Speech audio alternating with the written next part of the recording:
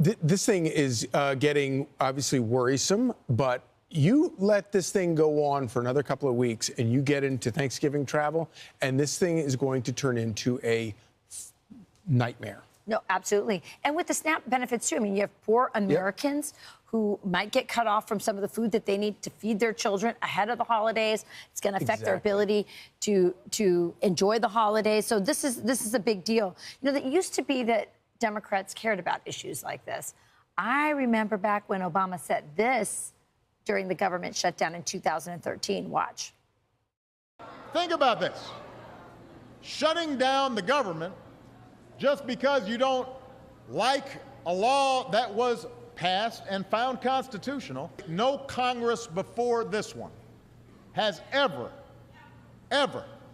in history been irresponsible enough to threaten default, to threaten an economic shutdown, to suggest America not pay its bills, just to try to blackmail a president into giving them some concessions. We're not going to submit to this kind of total irresponsibility. Congress needs to pay our bills on time. Congress needs to pass a budget on time. Congress needs to put an end to governing from crisis to crisis. If Republicans do not like the law, they can go through the regular channels and processes to try to change it. That's why we have elections. You do not threaten the full faith and credit of the United States of America.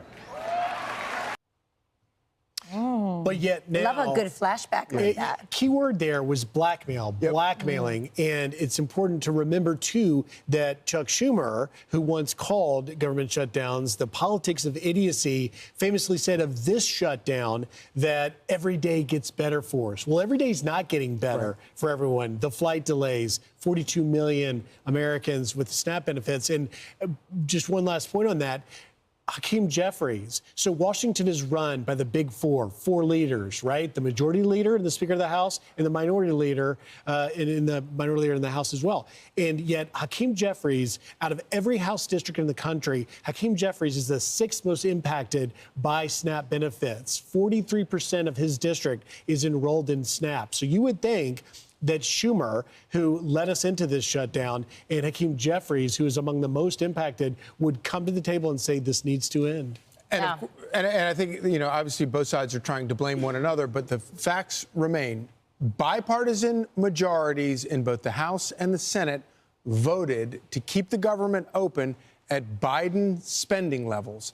A minority of Democrats in the Senate are filibustering it.